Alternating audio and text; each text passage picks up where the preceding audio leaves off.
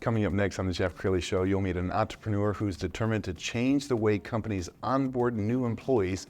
She has this method called the Happy Hire Method. She'll explain next.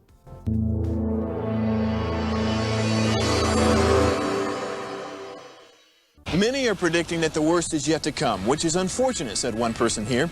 Until now, they've enjoyed the reputation of being the nation's icebox. Watched a burglar in his home this morning by webcam. As a journalist of over 25 years, stories are what make my world turn. Reporting live from the Dallas newsroom tonight, Jeff Crilley, Fox 4 News. But in 2008, I took the jump from my familiar life and started a PR firm from my home. We're talking about anyone with a camcorder like the one I'm using becomes a television network. We started slowly growing the company, and we now have over 100 clients, and we've branched into the world of live digital broadcasting. I now own 8 different TV studios and have a huge team, and the stories that I now get to share are sometimes the most important of my life. Life has a funny way of coming around full circle. This is the Jeff Crilley Show.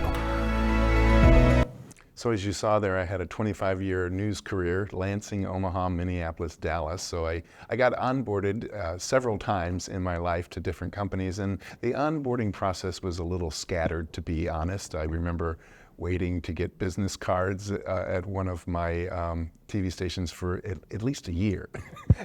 so sometimes it's dysfunctional. It's an afterthought when it comes to the hiring process. Amy Juneau knows that very well. She's with House of Hire. Thanks for coming on the show. Thank you for having me. Absolutely. Well, I think you're so smart because this is one area of the hiring process that people just forget, don't they? It really is, and it's an afterthought, and I think employees often experience that, hence having to wait a year for business cards, right? And I think just taking intention behind, taking that risk to bring someone on or determine that it's time to hire and expand your team, it's so important to follow through in creating that experience for your new employee. What's a classic horror story that you hear all the time? Oh, goodness. So whilst this may seem very faux pas, it's becoming more and more common in the business climate that we have. And it's an employee joining an organization, they're onboarded, they're enrolled in benefits, they've gone through training and learning and development, their learning paths. They get another offer within 45 days of hire and they leave, they're gone. Wow. They give a 1-week notice and that's it. Which is really brutal and very expensive because it costs a lot to do an effective job. It does. So, if you were to look at just a baseline $40,000 salary, it's going to cost $16,000 to replace that individual. Wow. So attrition has a steep price tag. Sure. We're going to pull up her website. It's beautifully made, and as we talk about her Happy Hire method, I want to scroll down the website and talk about the process. So when you're working with a company, what does your engagement look like?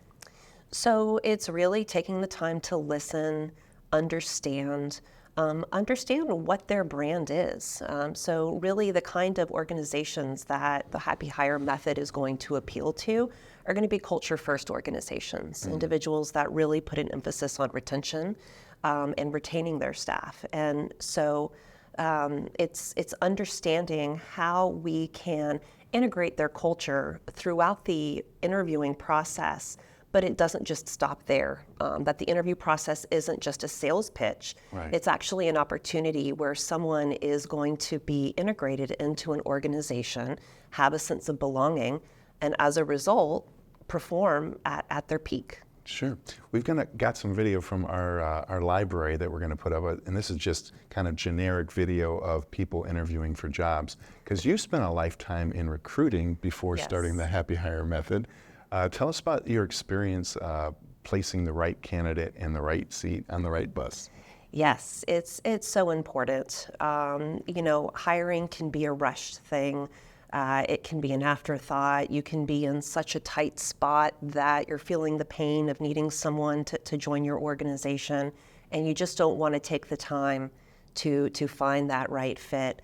But really, it's so important to be intentional, to really know what it is that you're looking for, and finding someone that not only has the hard skills, the work experience, the education, the background, but they're aligned with the organization's culture and values. Because if you don't have the harmony of the two working in partnership, you're ultimately going to find that disengagement's going to set in, Sure. Frustration could set in, and that leads to turnover. Yeah, and I think your services are more needed now than ever before, because I'm a baby boomer. I'm the tail end of the baby boomers, and when I was coming up, it was like, suck it up, kid. Yeah. Even if it's not a smooth ride, you're lucky to be there. So, Yes. And these days, they're like, hey, I'm out. Right? Yes, it's, I was reading the other day that work cultures evolve every 5 years, and it's based upon this new class of graduates that are coming in and putting their mark on the workplace. I remember when I was first coming out of school, all the buzz was about how millennials are going to be working with boomers and the clash that's created. We're well beyond that today, right? And it just goes to show, as we're evolving and these new generations are coming in, our older generations are retiring, we're really seeing disruption within workplace culture. And I think COVID really exacerbated that, right? Companies were, if they were laying off those that they were retaining, it was really important to find ways to meet them where they were.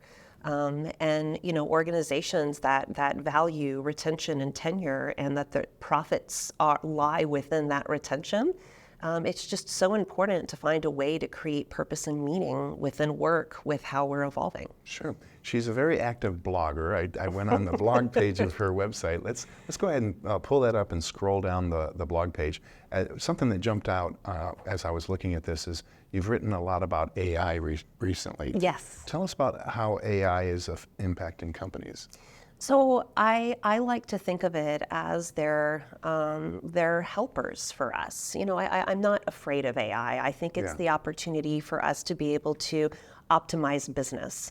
If I need to put something together, an email or learn on a new topic, there's no reason why I need to walk down the hallway, wait for someone to finish the conversation they're having, have the time to go into their office, have a conversation with them, and then go back to my desk and collaborate or create something that was based off of a conversation.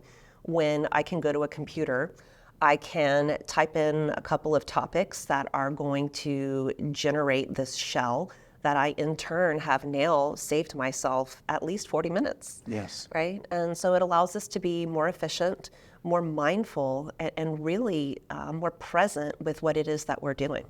Okay, how does a company know when they need to bring in an Amy Juneau?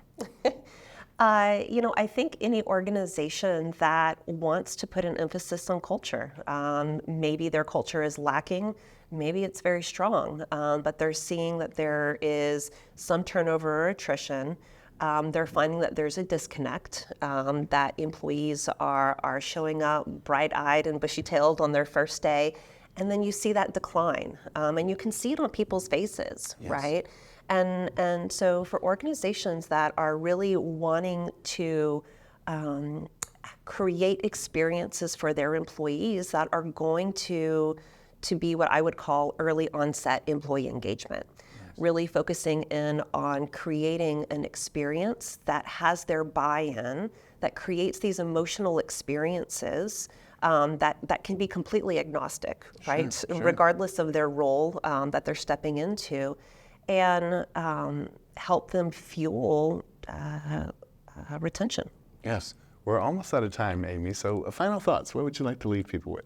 Sure. So I think it's just so important in the evolving culture that we have to really put an emphasis and intentionality behind the way that we're hiring people, not allowing it to be an afterthought, not allowing it to be trial by fire or by fire hose, right? Putting together a program and a plan doesn't have to cost a lot of money, but really giving people our time, because they're sacrificing where they're coming from, their current careers, right? And so let's meet them where they are and create an experience that allows us to all come together and drive profits. Outstanding. You've been an amazing guest. I could talk to you all day.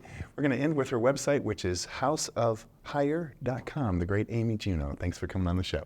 Thank you so much, Jeff. You bet. That's it for now. We'll see you next time.